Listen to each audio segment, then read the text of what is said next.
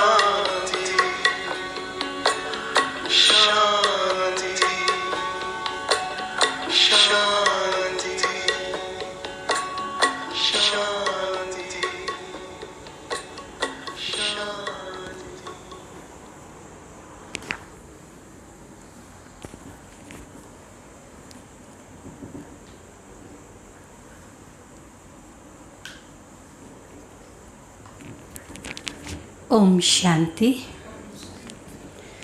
આજનો આપણો વિષય છે પરમાત્માના કર્તવ્યો, એટલે કે ભગવાન કયા કર્તવ્યો કરાવે છે અને કયા કર્તવ્યો ભગવાન કરાવતા નથી. સામાન્ય રીતે માન્યતા લોકોની એવી છે કે જે પણ આ સૃષ્ટિ પર બની રહ્યું છે એ બધું ભગવાન કરે છે. એટલે કે લોકો એવું માને છે, પરંતુ ભગવાન જે સમગ્ર સૃષ્ટિની સૌથી ઊંચી હસ્તી છે, તો એમના કર્તવ્યો કોઈ સામાન્ય ના હોઈ શકે. આખી દુનિયાના લોકો જે કાર્ય ન કરી શકે એ જ કાર્ય ભગવાન કરે છે. તો ભગવાન માટે કહીએ છીએ ઊંચા તેરા નામ, ઊંચા તેરા કામ, ઊંચા તેરા ધામ. એટલે કે જેમનું નામ પણ ઊંચું છે, જેમના કર્તવ્યો પણ ઊંચા છે અને જેમનું રહેવાનું સ્થાન પણ ઊંચું છે. તો રહેવાનું સ્થાન તો આપણે આગળ સમજી ગયા છીએ. આજે સમજીશું એમના કર્તવ્યો. તો પહેલાં એ સમજીએ કે દુનિયાના લોકો ભગવાનના કર્તવ્યો માટે શું માને છે. દુનિયાના લોકો એમ કહે છે વરસાદ વરસે છે તો ભગવાન વરસાવે છે. આ વિષય પર તમારું શું માનવું છે? લોકો કહે છે કે વરસાદ વરસે છે તો ભગવાન વરસાવે છે. તમારું શું માનવું છે? ભગવાન વરસાવે છે કે નહીં? ભગવાન વરસાવે છે. લોકો કહે છે નદીઓ વહે છે, ભગવાન વહેવડાવે છે. શું માનવું છે? સાચું એટલે ભગવાન વહેવડાવે છે. વૃક્ષનું પાંદડું હાલે છે, વૃક્ષનું પાંદડું હાલે છે, ભગવાન હલાવે છે. બરાબર?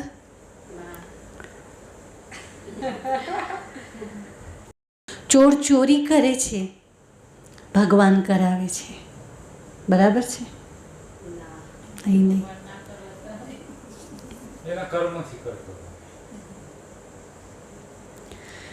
એટલે અમુક વાતો જ્યાં સુધી મનમાં ક્લિયરિટી નહીં હોય ત્યાં સુધી આપણા જીવનમાં ક્લિયરિટી નહીં આવે. તો આપણે અહીંયા એ સમજવાનું છે કે વૃક્ષનું પાંદડું શું ખરેખર હલાવનાર ભગવાન છે? જો હા, તો ક્યારેક વાવાઝોડું આવે અને એના લીધે વૃક્ષ નીચે બેઠેલી કોઈ વ્યક્તિ છે અને વૃક્ષ પડી ગયું અને વૃક્ષ નીચે બેઠેલી વ્યક્તિને વાગ્યું, ચાહે તો મૃત્યુ થયું, તો એ કામ કોનું?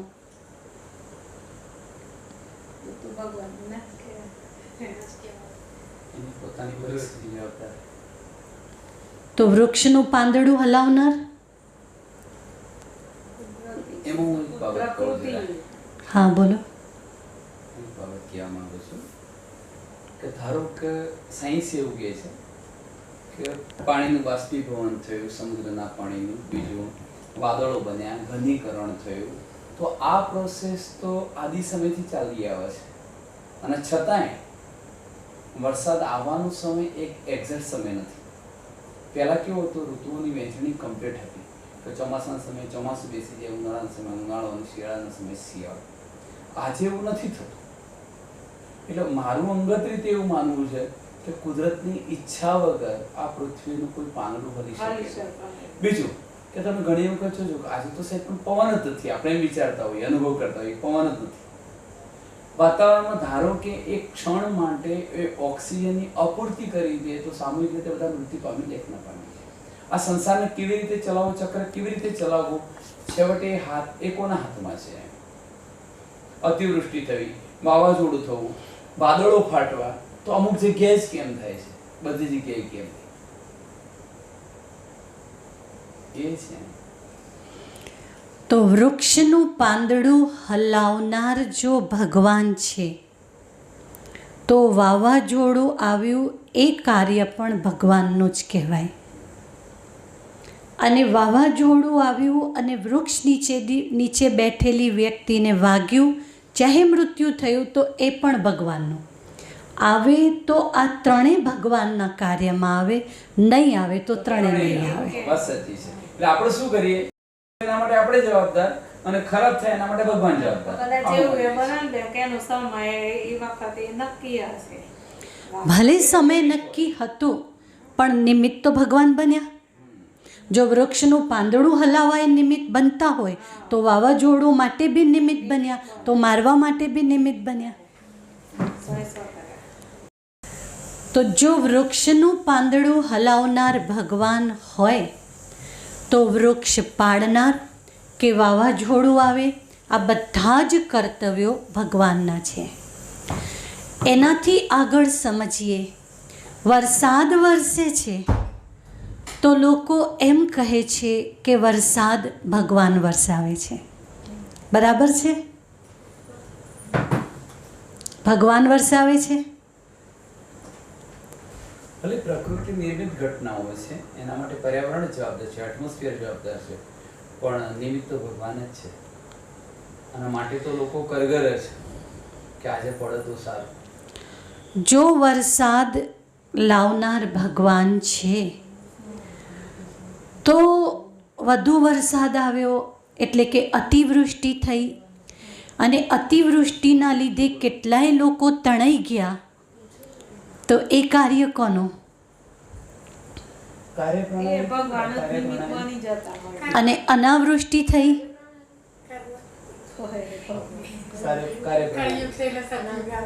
હા, તો જો વરસાદ પાડનાર ભગવાન હોય, તો અતિવૃષ્ટિ અને અનાવૃષ્ટિ એ પણ ભગવાનનું જ છે.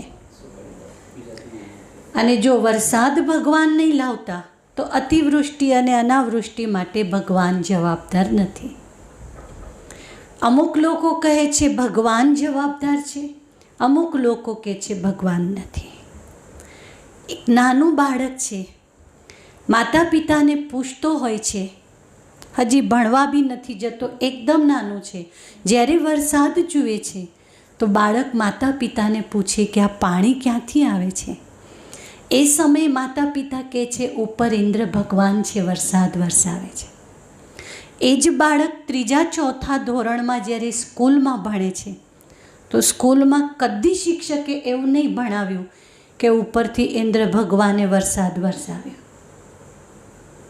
એમણે તો આખી સિસ્ટમ બતાવી કે દરિયાનું પાણી સૂર્યની ગરમીથી ઉપર જાય છે અને એ જ વરસાદ રૂપે નીચે આવે છે. એ સમયે બાળક મૂંઝાય છે કે ઘરમાં માતા પિતા એમ કહેતા હતા ઉપર ઇન્દ્ર ભગવાન છે, અને સ્કૂલમાં શિક્ષક અલગ ભણાવે છે, અને બંને વચ્ચે સાચું શું છે એ સમયે બાળક નહીં સમજી શકતું. તો આ બંનેમાંથી સત્ય કયું છે? બંને સત્ય છે. બંને સત્ય છે.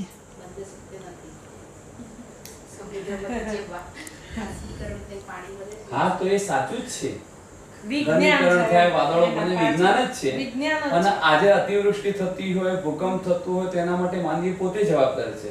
ગ્લોબલ વોર્મિંગ થયું, ટેમ્પરેચરમાં વધારો થયો, વૈશ્વિક તાપમાન વધારે, બરફ પીગળ્યો, સમુદ્ર સપાટી ઉપર આવી, આજુબાજુના ગામડાઓ ડૂબ્યા, આ બધું એના માટે જવાબદાર માનવ પોતે. પણ છતાંય તમને કહું, મેં કહ્યું એમ કે આજે આ બધું થાય છે તો વર્ષોથી થતું. હું એમ અપેક્ષા રાખું કે આજે જ વરસાદ વરસવો જોઈએ. વરસે છે ખરું, આપણી ઈચ્છાથી વરસે છે, તો એમાં કોની ઈચ્છા રહેલી છે? એટલે મહેન્દ્રભાઈ, આમાં છે ને વૈજ્ઞાનિક જ વિજ્ઞાન જ છે, પણ કહેવાનો મતલબ કે જેની જોડે જ્ઞાન નહીં એનો તો ભગવાન ઉપર જ ભરોસો હોય ને, એટલે એ લોકો ભગવાનનું. અને તમે જોજો કે એવા ખેડૂતો બિચારા સામૂહિક પ્રાર્થના કરતા હોય ને, અષાઢી બીજ ક્યારે કોરી ગઈ છે મને કહો, ક્યારે અષાઢી બીજ કોરી ગઈ છે? એનું રીઝન શું? બાકી આમ વિજ્ઞાન જ છે આ તો. ભૂકંપ થવો, આ વિજ્ઞાન ખરું, વાવાઝોડું 100%. આવવું, આ બધું જે આટલી ગરમી છે તે ઓઝોન પડ જ છે ને. જો ઓઝોન હું પડનો ખાલી એક શબ્દ કાપું છું, બધાને કહું.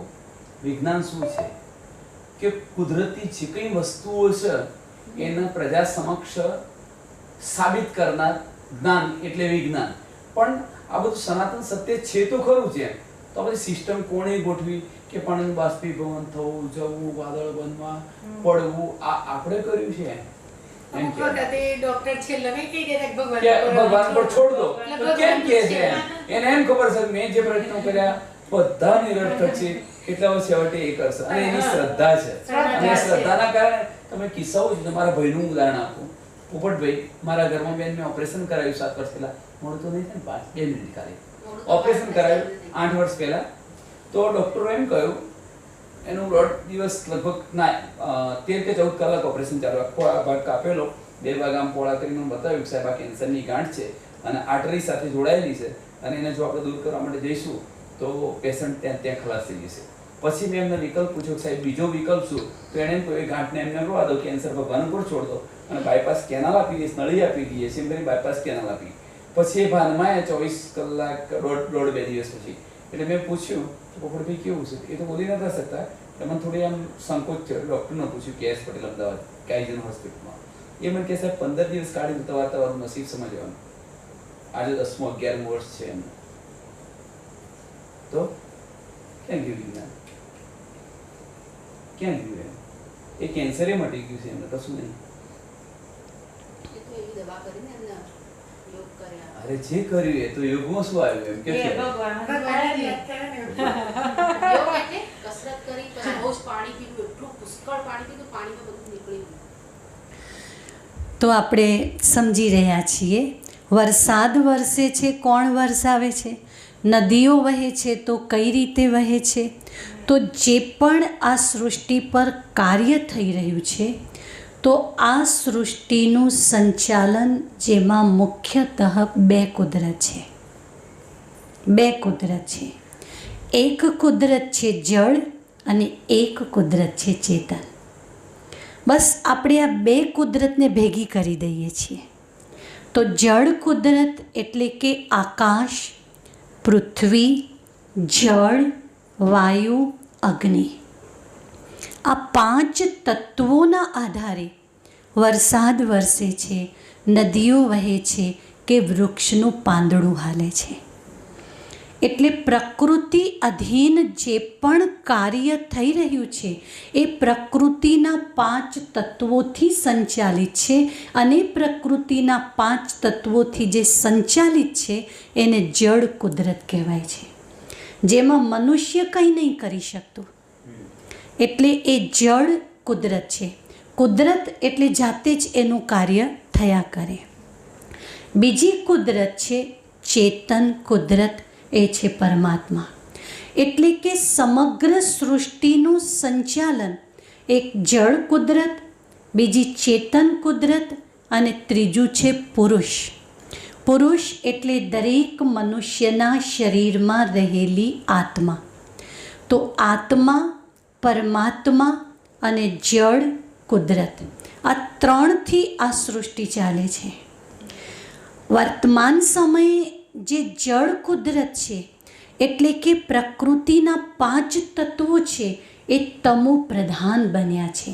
એટલે કે આ સૃષ્ટિનું અસંતુલન થઈ ગયું છે.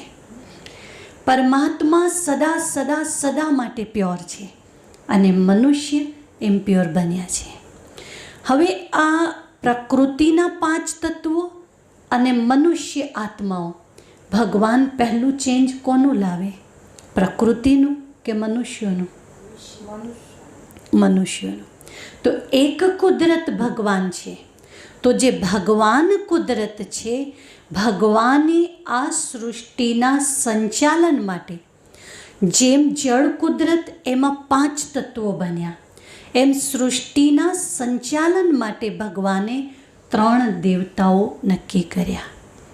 જેમ તમારા ઘરમાં કોઈ પ્રસંગ હોય, તમે એકલા કેટલું કરશો? થોડું થોડું થોડું કામ ડિવાઈડ કરશો. એમ ભગવાને સૃષ્ટિના સંચાલન માટે 3 દેવતાઓ સૌ પહેલાં બનાવ્યા. અને એ 3 દેવતાઓ છે બ્રહ્મા, વિષ્ણુ અને શંકર. બ્રહ્માને ભગવાને કહ્યું, તમારે સમગ્ર સૃષ્ટિ પર સ્થાપનાનું કાર્ય કરવાનું, એટલે કે સમગ્ર સૃષ્ટિનું સર્જન. ક્યાંક શાસ્ત્રોમાં લખ્યું છે, બ્રહ્માએ બગાસું ખાધું અને સૃષ્ટિની રચના થઈ ગઈ. આમ વિજ્ઞાનના યુગમાં આ વાત મગજમાં ના બેસે. બગાસું ખાય અને સૃષ્ટિની રચના થઈ જાય. પણ ક્યાંક ને ક્યાંક આ શબ્દ રૂઢિપ્રયોગની રીતે બતાવેલું છે. બગાસું ખાધું એટલે શું? બ્રહ્માએ આ સૃષ્ટિનું સર્જન એમના મુખ કમલથી કર્યું. એટલે મુખેથી જ્ઞાન આપી આપીને અનેકોનું જીવન બદલ્યું, અને અનેકોનું જે જીવન બદલાયું, એક નવી સૃષ્ટિનું સર્જન થયું. તમે જુઓ, બ્રહ્મા બી દેવતા છે, શ્રી કૃષ્ણ પણ દેવતા છે, શ્રી નારાયણ પણ દેવતા છે. પણ 3 દેવતાઓમાં બ્રહ્મા શ્વેત વસ્ત્રધારી છે. બીજા કોઈ દેવતાઓએ શ્વેત વસ્ત્ર નહીં પહેર્યું. એટલે બિલકુલ સાદા, સિમ્પલ, સાદગીવાળા બ્રહ્મા. જ્યારે શ્રી નારાયણ જુઓ તો ટોટલ શૃંગાર, શ્રી કૃષ્ણ જુઓ ટોટલ શૃંગાર છે, શ્રી રામને જુઓ તો ટોટલ શૃંગાર છે. તો માત્ર બ્રહ્મા જ સિમ્પલ કેમ હશે? સૃષ્ટિ સ્થાપક તરીકે એમને પ્રેરણા એવી આપવાની હોય, સાદગીભર્યું જીવન જીવવું. બોલો, કોણ કહેશે? તમે કેટલા બી દેવતા જુઓ, એકમાત્ર બ્રહ્મા છે કે જેમને શ્વેત વસ્ત્ર, દાઢી, શ્રી નારાયણને દાઢી નહીં બતાવી, શ્રી રામને નહીં બતાવી, એકલા બ્રહ્માને છે. એમને પૂરું દુનિયાથી વૈરાગ્ય કર્યું એટલે પછી પાળવું પડે છે.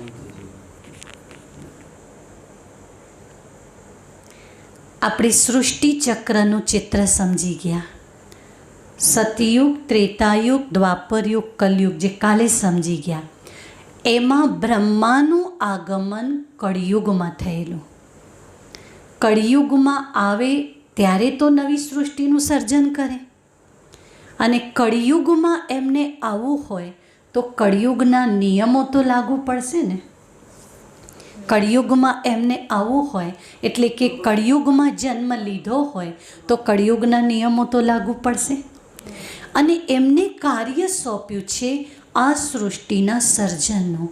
એટલે કળિયુગમાં બ્રહ્મા આવ્યા અને કળિયુગમાં આવીને લોકોને જ્ઞાન આપી આપીને એમનું જીવન, વિચાર, સંસ્કાર ટોટલ ચેન્જ કરવા માટે બ્રહ્મા નિમિત્ત બન્યા. એટલે કહેવાય છે સૃષ્ટિના સર્જનહાર પિતા શ્રી પ્રજાપિતા બ્રહ્મા બાબા, આ પૂરું નામ છે. એના પછી છે શંકર, વિસર્જન કરનાર. તો બ્રહ્મા છે સર્જન કરવાવાળા અને શંકર છે વિસર્જન કરવાવાળા. કોઈ પણ મકાન, કોઈ પણ વસ્તુ વિસર્જન થાય છે. મકાન જૂનું થાય તો વિસર્જન થવાનું કે નહીં? રાત થાય તો દિવસ થશે જ. વૃદ્ધ થયા તો મૃત્યુ થશે, મૃત્યુ થયું તો જન્મ થવાનો. એવી જ રીતે આ સૃષ્ટિ પર જ્યારે પાપ વધી જાય, દુઃખ અને અશાંતિ વધી જાય, કોઈ પણ રીતે ટોટલ ચેન્જ પોસિબલ ન હોય તો વિસર્જન અનિવાર્ય છે કે નહીં? છે ને. વિસર્જનને સાદા શબ્દોમાં કહીએ તો વિનાશ. તો સર્જન અને વિસર્જન બંને કાર્ય અત્યારે એક સાથે ચાલુ છે. તમે વિસર્જનની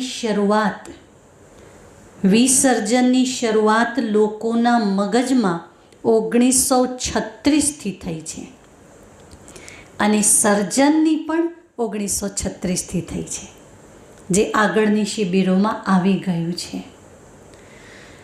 તો એમ કહી શકાય કે અત્યારે વિસર્જનની ગતિ ફાસ્ટ છે. એ તો અનુભવીએ છીએ. તો સર્જનની ગતિ પણ ફાસ્ટ થશે કે નહીં થાય? એટલે કે સ્થાપના અને વિનાશ બંને કાર્ય અત્યારે ફાસ્ટ ગતિથી ચાલે છે.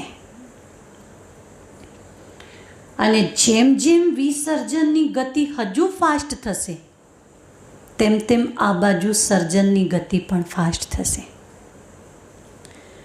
કેટલે સુધી ભગવાને કહ્યું છે, એક નાનો દાખલો આપું. ભગવાને બ્રહ્મા કુમારી બહેનોને કહ્યું છે, ખુરશી પર બેઠા બેઠા 20 મિનિટની આમ કરીને ઊંઘ લઈ લેશો એ જ તમારી નિંદ્રા ગણાશે. બાકી તમારા દ્વાર પર ભક્તોની લાઈન લાગેલી હશે, જે તમારી પાસે આવીને શાંતિની ભીખ માંગતા હશે. અને તમને દિવસની વાત નથી, રાત્રે પણ ઊંઘવાનો ટાઈમ નહીં મળે. બેઠા બેઠા ખુરશી પર 20 મિનિટની ઊંઘ લઈ લેશો એ જ નિંદ્રા ગણાશે. એટલે કે વચ્ચે વચ્ચે ટુકડે ટુકડે જે ઊંઘ લેશો એ જ નિંદ્રા, બાકી નિંદ્રાનો સમય પણ નહીં મળે.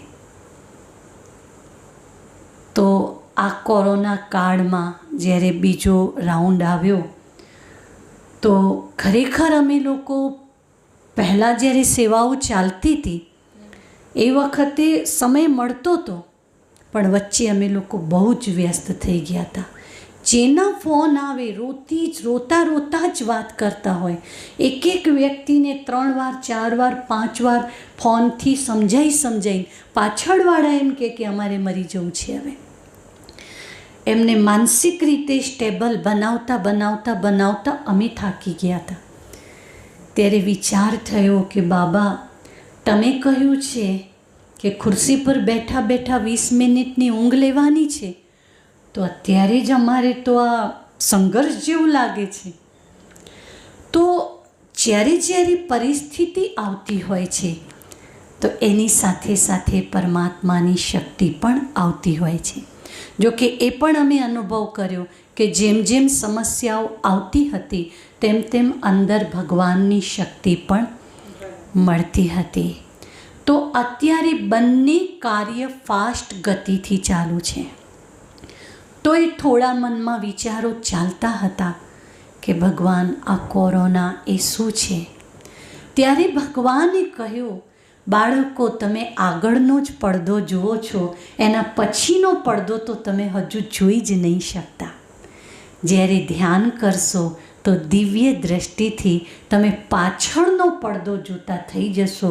તો આ તો કંઈ જ નથી, કે આ કંઈ જ નથી. ખાલી તમે વિચાર કરો છો એટલે ટેન્શન થાય છે. એટલે આગળનો પડદો તમે જુઓ નહીં, પાછળનો પડદો તમે જોતા શીખો દિવ્ય દ્રષ્ટિથી.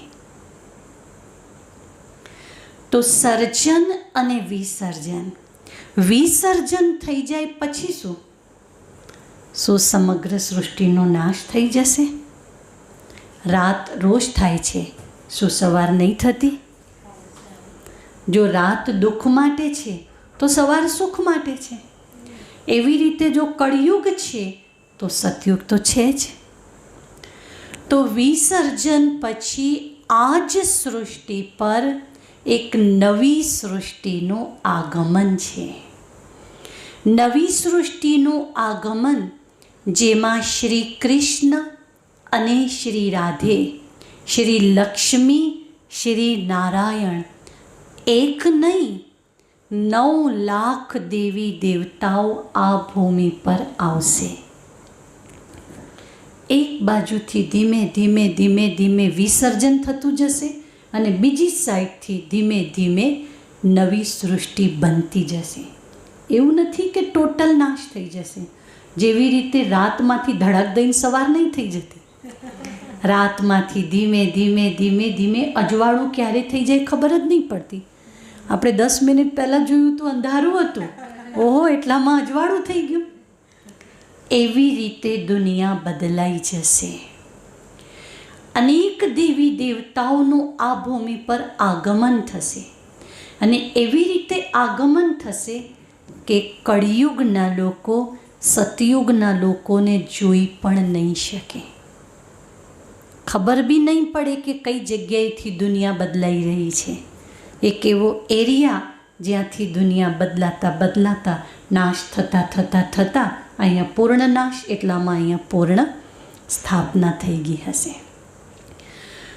તો જે નવી દુનિયાની પાલના એટલે કે નવી સૃષ્ટિ બન્યા પછી કોઈ તો સંચાલક જોઈએ. એ છે વિષ્ણુ ચતુર્ભુજ. વિષ્ણુ ચતુર્ભુજ એટલે કે શ્રી લક્ષ્મી અને શ્રી નારાયણ.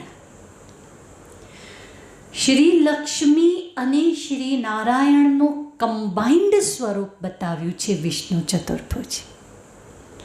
કમ્બાઇન્ડ કેમ બતાવ્યું? બે વ્યક્તિના વિચારો બહુ જ મળતા હોય ને તો શું કહેતા હોય, ખાલી અમારા બંનેના શરીર અલગ છે. કહાવત છે, બંનેના શરીર અલગ છે, આત્મા તો એક જ છે. કારણ કે એટલા બધા વિચારો મળે એટલે કહાવત છે કે આત્મા એક જ છે. એવી રીતે શ્રી લક્ષ્મી અને શ્રી નારાયણ, આમ જુઓ તો શ્રી નારાયણ એટલે પુરુષ તન છે અને શ્રી લક્ષ્મી એટલે સ્ત્રી તન છે. પણ બંનેનું જે કમ્બાઇન્ડ સ્વરૂપ બતાવ્યું છે તો બંનેનું કમ્બાઇન્ડ સ્વરૂપ કેમ બતાવ્યું? કમ્બાઇન્ડ સ્વરૂપ એટલા માટે બતાવ્યું કે જે વિચાર શ્રી લક્ષ્મીને આવે એ જ વિચાર શ્રી નારાયણને આવે. જે વિચાર શ્રી નારાયણનો હોય એ જ વિચાર શ્રી લક્ષ્મીનો હોય.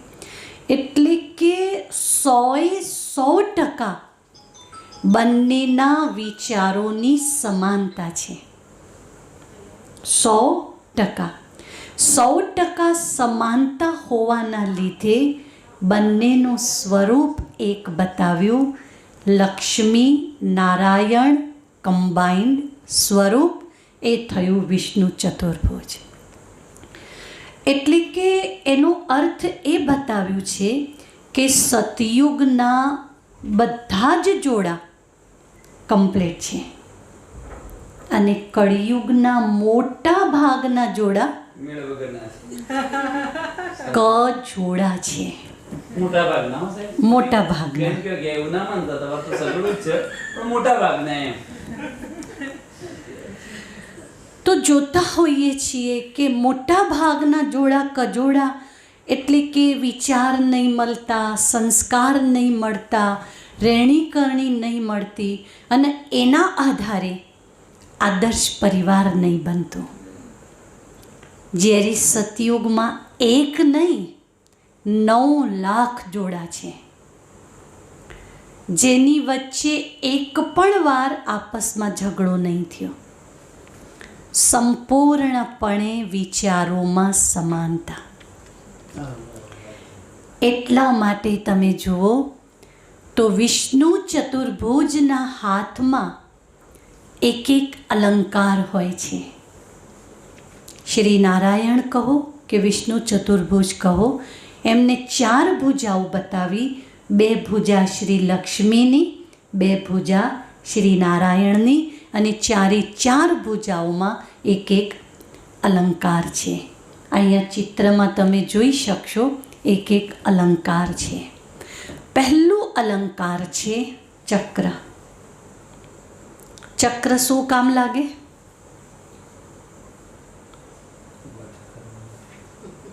ચક્ર શેના માટે ઉપયોગી બને?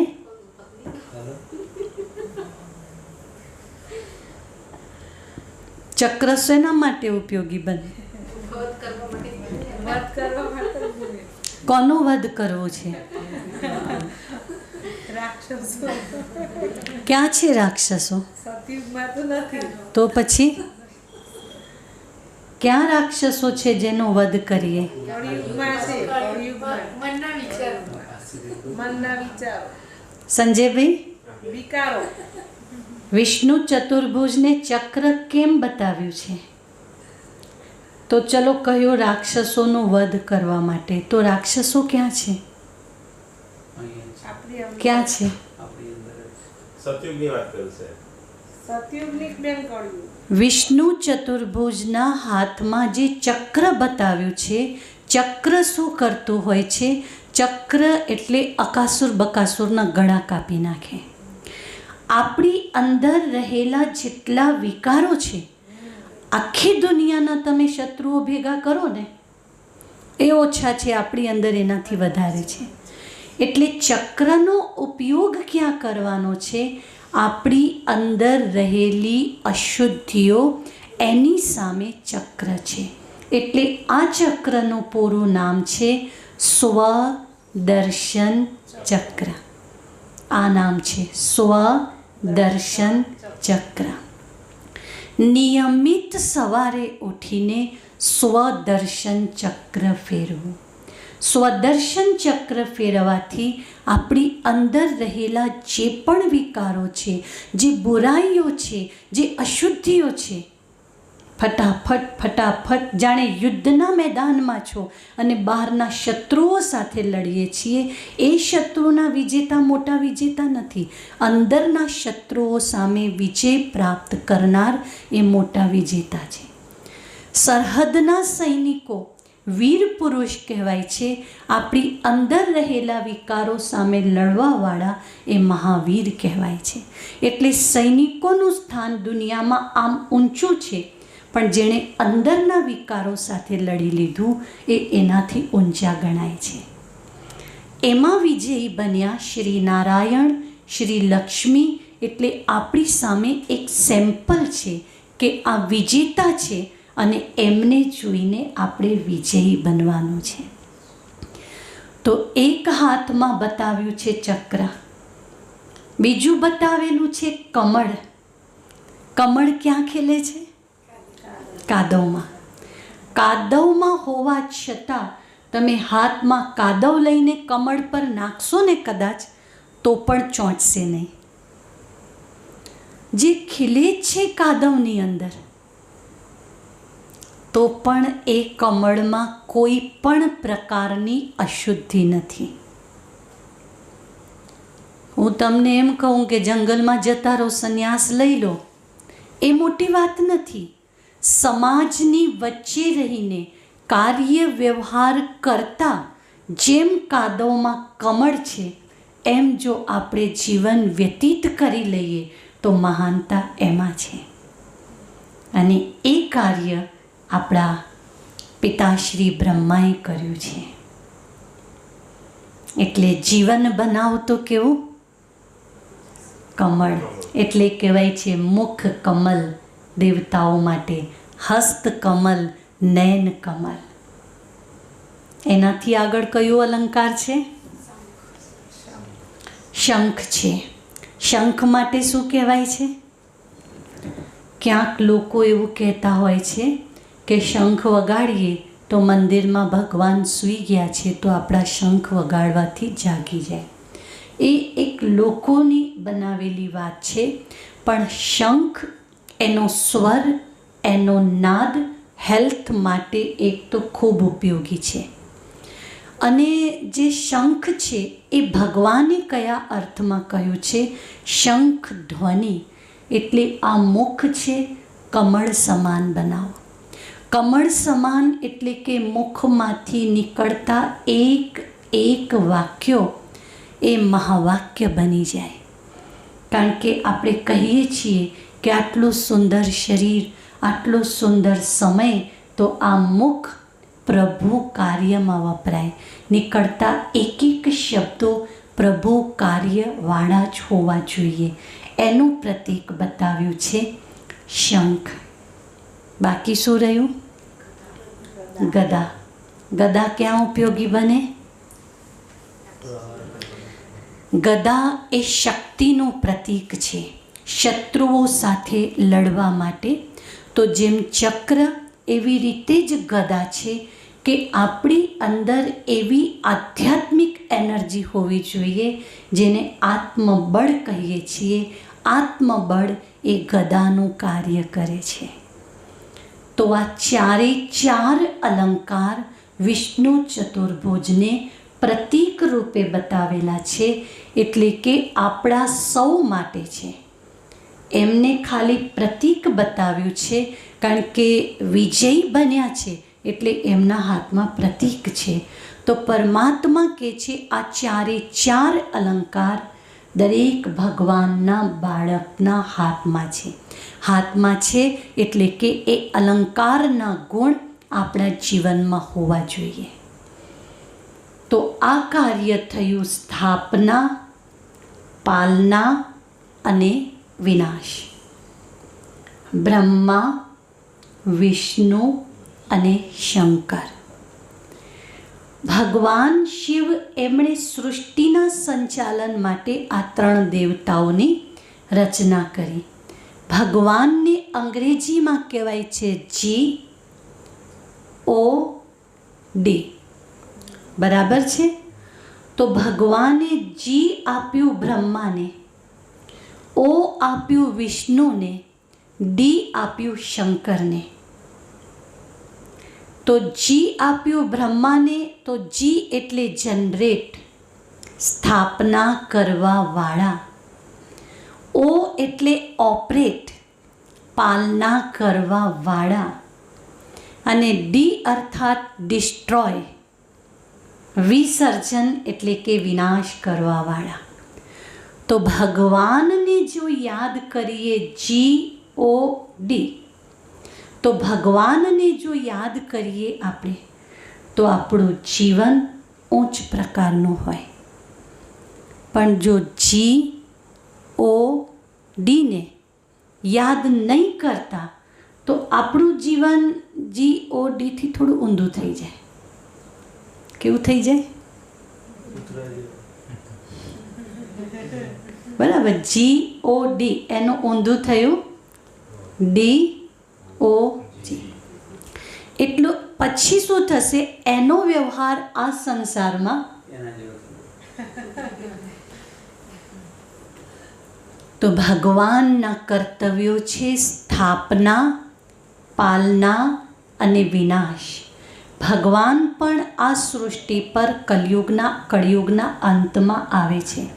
ભગવાનને કહેવું નહીં પડતું તમે આવો, કારણ કે કુદરત છે. કુદરત છે એટલે એમનો સમય થાય છે, આવી જાય છે. તો એક કુદરત છે પ્રકૃતિના 5 તત્વો અને બીજી કુદરત છે પરમ પિતા પરમાત્મા શિવ.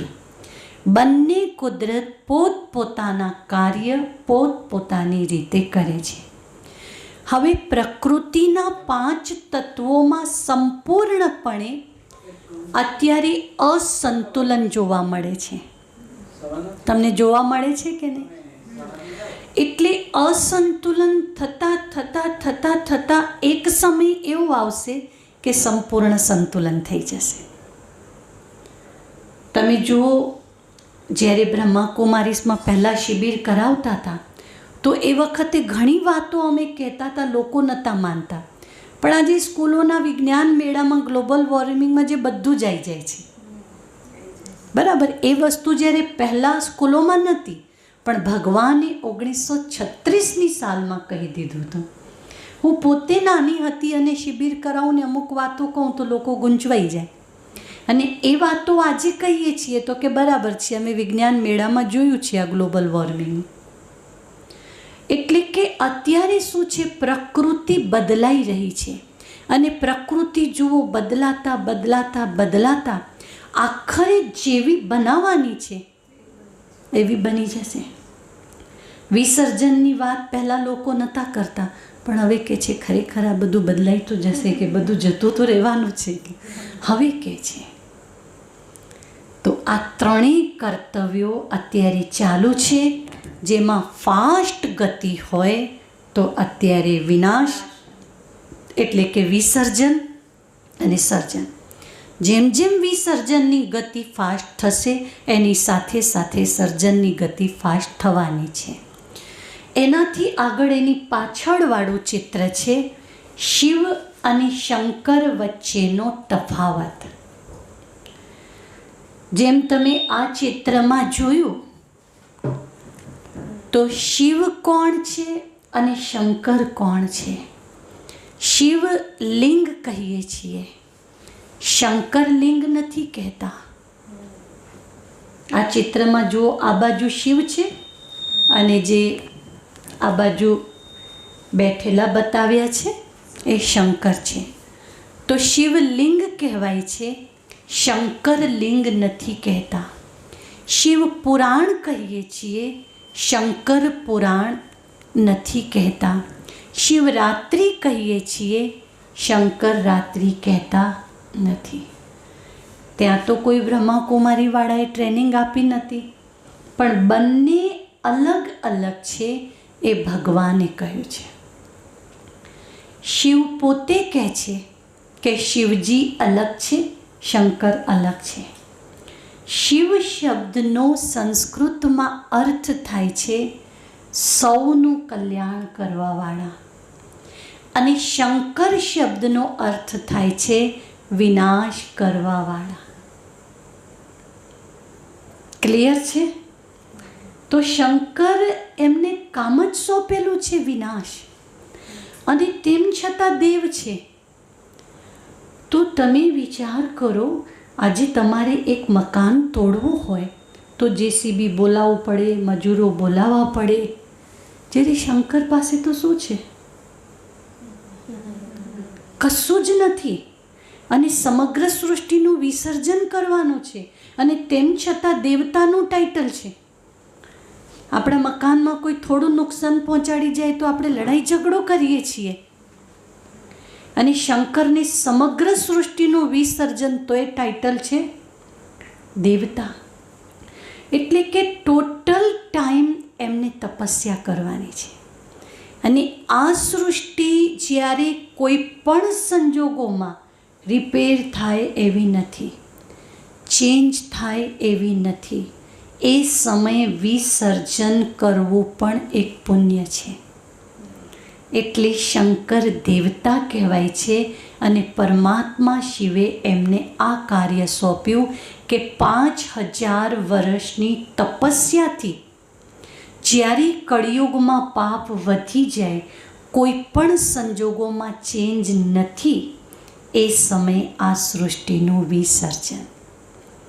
એટલે બંનેના નામ અલગ છે, બંનેનું રહેવાનું સ્થાન. શિવનું સ્થાન છે પરલોક, શંકરનું સ્થાન છે સૂક્ષ્મલોક. એટલે કે બંનેનું નામ અલગ છે, બંનેના રહેવાના સ્થાન અલગ છે, અને બંનેના કર્તવ્યો પણ અલગ છે. શિવ પોતે જ કહે છે કે શિવ શંકર અલગ અલગ છે. અમરનાથમાં તમે જુઓ તો શિવલિંગ છે, અને જે પગથિયા પર બતાવતા હોય છે ચિત્રોમાં શંકર. એટલે કે શંકર પણ પોતે શિવની પૂજા કરે છે. જો શંકર શિવની પૂજા કરતા હોય તો અલગ અલગ હોય તો જ પૂજા કરતા હોય. આ રીતે શિવ અને શંકર વચ્ચે તફાવત છે. કાલનો વિષય છે મૃત્યુ એટલે શું, અને મૃત્યુ પછી મનુષ્ય ક્યાં જાય છે, મનુષ્ય યોનિમાં કે પછી પશુ યોનિમાં. કાલનો આ વિષય છે. હવે થોડી વાર માટે આપણે પરમપિતા પરમાત્માને યાદ કરીશું.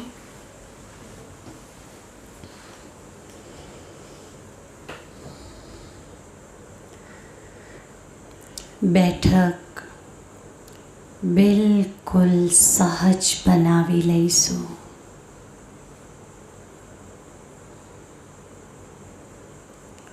થોડી ટટ્ટાર બેઠક કરીએ.